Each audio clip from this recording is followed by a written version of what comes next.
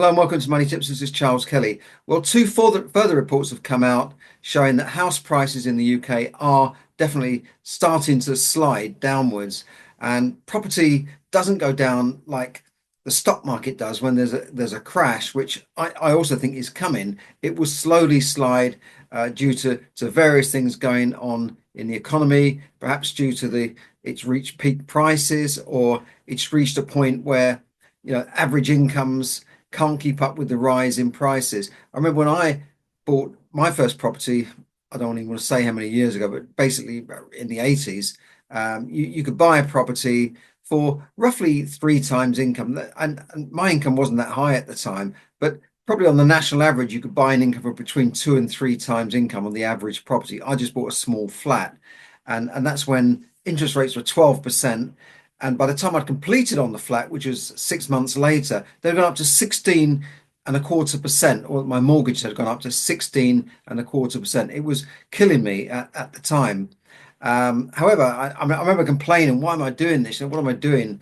But by the end of 2 years, I was back on my feet, able to move to a bigger place. And that flat had gone up from something like £18,000 to 28,000. It had gone up by £10,000, even though the market was in a slump, and then it just sort of picked up from there. So I'm still glad I got on the ladder. But basically, I could do something on those incomes, and normal teachers and people in ordinary jobs, nurses and that sort of thing, could buy a property in the London area, not in central London, not in St John's Wood and these sorts of places, but around the suburbs, which were on the tube, where you could go from, say, Harrow or Ilford or even Bushy and places like that. You could go into town fairly quickly, and you could buy a pretty good house. That is kind of out of reach of people in those positions now. Now you need anywhere between 8 and 15 times income to buy in some areas. I think St Albans a couple of years ago was one of the most expensive to buy places to buy, 15 times average earnings. So it's become very difficult, and it's not surprising that younger people feel disillusioned with things. They're moving abroad. They feel that the housing market is broken, which to a certain extent it is broken. It's got away from ordinary people. The government are not building enough houses. They haven't done really since the 1970s.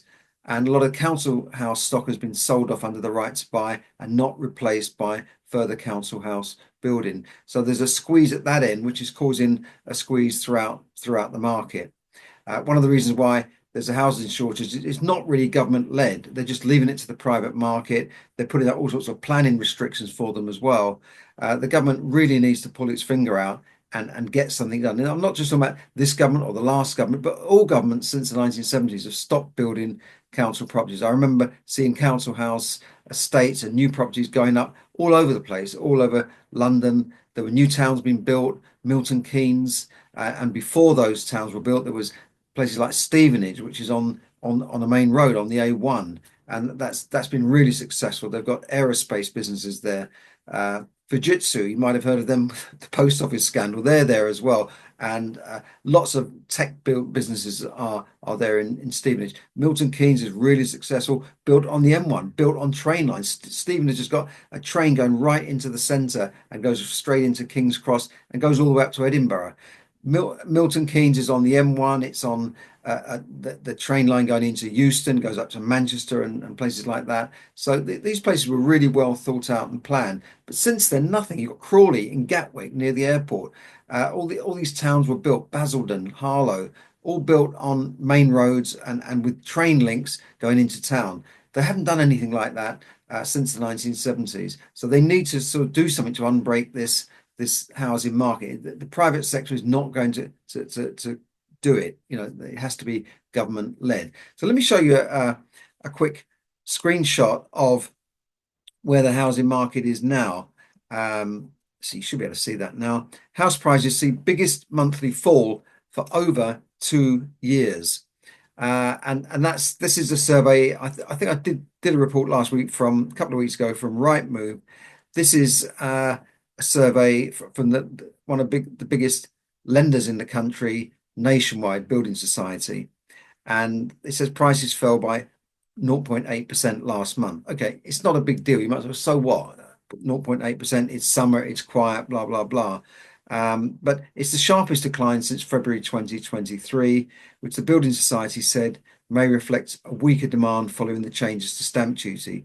So bear in mind, these lenders and Rightmove and estate agents, Savills, they're all in the business of selling properties. They don't want to talk the market down too much because they're in the business of lending money or selling properties, right? So you've got to take it with a little bit of pinch of salt. But over the year, they said, they go on to give the good news. Over the year, prices were up 2.1%, although that was the slowest annual growth rate for over a year. And they said, however, this is the little cheery end. We expect activity for the housing market to pick up in the months ahead. Well, perhaps part of that is the tiny 0.25% interest rate drop by the Bank of England recently. So is that really going to make a big difference? I don't think so. Lenders hardly change their rates. They only change rates for people depositing money with them very quickly. But the changes to stamp duty, again, this is Labour's budget here. They're starting to hit people below the belt who are trying to buy their own properties. They changed the stamp duty in April, meant that house buyers in England and Northern Ireland now pay the tax on properties over 125,000 instead of 250,000, which was the case previously when the last government brought those figures in. And stamp duty is a real killer, you know. And first-time buyers have to pay stamp duty on homes costing more than 300,000, whereas before April it was 425,000. So that's really hit people in the London and the southeast, where prices are moving more slowly and properties are selling more slowly than in places like Newcastle in the northeast. So it is affecting things. And I think it was a very unfair move by the Chancellor Rachel Reeves, because if people are not buying and the rental market is not easy for people, it's rents are going up because there's more of a shortage of rental properties, and there will be a further shortage of rental properties when the Renters' Rights Act comes in probably next year, and then landlords are going to go, oh my God, you know, I've got to sell, I've got to get out of this, because the landlords, a lot of them are asleep at the moment. They don't realize what is coming.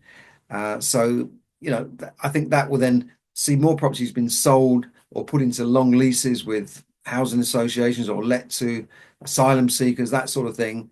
And then renters are going to have to pay more for rent. And at the same time, the government is penalising them on stamp duty. So these are the average house prices. Halifax, they've got two surveys here, the Halifax, which is Britain's biggest lender, and the Nationwide. And they'll always differ because it's based on their own lending rather than the land registry figures, which are produced by the Office for National Statistics, which is actual figures and actual completions. So all of them have a different slant, but you can see the general trend here is pretty much the same, right? You know, 2005, you had that big drop, 2008 there. Yeah, you see that big drop there. And then it would have been a good time to buy 2009, 2010. That's where people made a lot of money who bought at that time, and prices went up and up and up. And then they dropped again here, 2021 probably that is, and then they've been creeping up, but not very much, you know, not that much. So those are the figures there from the Halifax and Nationwide. Yeah, okay. And then you get a few quotes saying, you know, things are going to pick up, blah blah blah. This is the Rightmove figure. House prices tumbled by more than £10,000. And that was the headline figure, you know, the average price tag on the house tumbled by more than £10,000. That's the average UK. And this is price tag, this is selling prices. So, you know, you can see here, prices fell by 5,000 month on month in August alone. We're not even, you know, finished with August. And the average price of a home coming onto the market fell by 1.3% or 4,969 month on month in August. And they now stand at 368, property experts said. Okay, so the average price drop is in line with inflation for this month seen over the past decade. Average seller asking price has now fallen by just over £10,000 this summer, the website said. And we're seeing this in the market. We're seeing properties not selling and having to reduce prices. If you look on Rightmove's website, you often see reduced.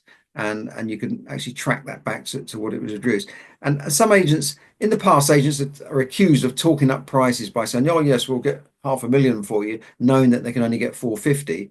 But the agents I talked to said, they're trying to get vendors to be realistic about pricing, because at the end of the day, if it doesn't sell, the vendor or the seller hasn't lost anything, because the estate agent has sent in photographers and they've marketed it online. They're paying for the listings on Rightmove and Zoopla, right? They're paying quite hefty fees for that. So they don't want a property sitting on their books for ages. In fact, one agent from a branch of Countrywide, which is one of the biggest groups of estate agents, said to me, they're trying to reduce stock because it's clogging up their listings, and they'd rather sort of get rid of properties that are not selling, or they've got to be realistic with the seller and say, look, you've got to drop this price. You know, then more figures here. Average house prices dropped for the sixth consecutive month, now 2.2% lower than a year ago.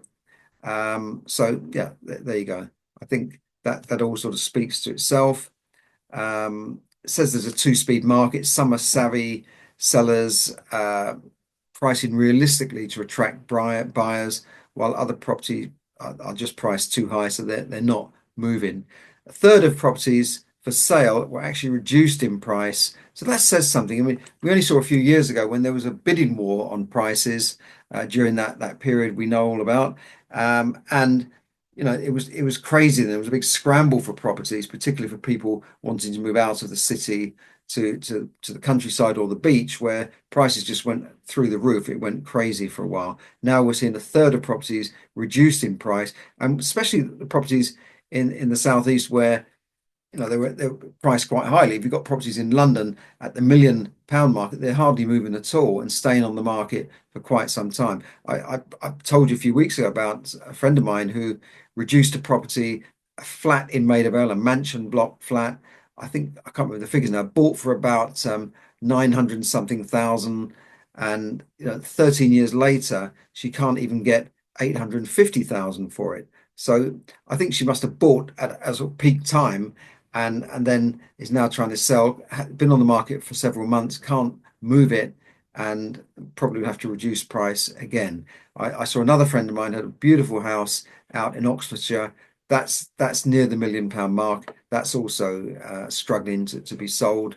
And then we saw the MP, the minister, who had to resign because she evicted her tenant. She's the Minister for Homelessness, ironically, but she evicted a tenant using a Section 21 notice, which this government and her seek to abolish for landlords. She used that to get a tenant out, and then tell him that they were supposed to sell the property. She later relisted the property for rent at £700 a month more than previous tenant was paying. And then I believe this tenant complained. And while she wasn't breaking any laws, any current laws, the landlords in the future, when their Tenants Act comes in, Tenants Rights Act, that they would be breaking the law if they did just that. So it was hypocritical on her part, and she was eventually forced to resign because it was becoming an embarrassment for the government. So average time it's taken to find a buyer is now 62 days. That's 2 months. And I can remember years when you could easily sell a property so easily. 32 days to find a buyer if the property does not need a price reduction, versus 99 days if it does. So you can see properties are getting sticky at the moment. Sales agreed 8% this time last year, so we're seeing some movement there. But the number of homes for sale is up 10% compared with this time last year. I'm not sure why that is. Why there'd be more properties on the market. Is it landlords selling? This doesn't really say. So it's a good buyer's market if you're looking to buy, maybe a first-time buyer. I know you've missed out on the stamp duty, but sometimes you've got to just put that behind you. But it is a time when you can negotiate on prices and not just accept the asking price, because some sellers might be desperate to move. They might say, well, I've just got to move now. It's not taking advantage of them. It's offering them something. It's offering them a way out, because some people need to move on. They want to sell a property. They've got mortgage or maybe even mortgage arrears. You don't know what is going on in their market. And then Forbes here saying property prices drop 3 months running, and they're also quoting Rightmove. This is Forbes now quoting what's going on in the UK.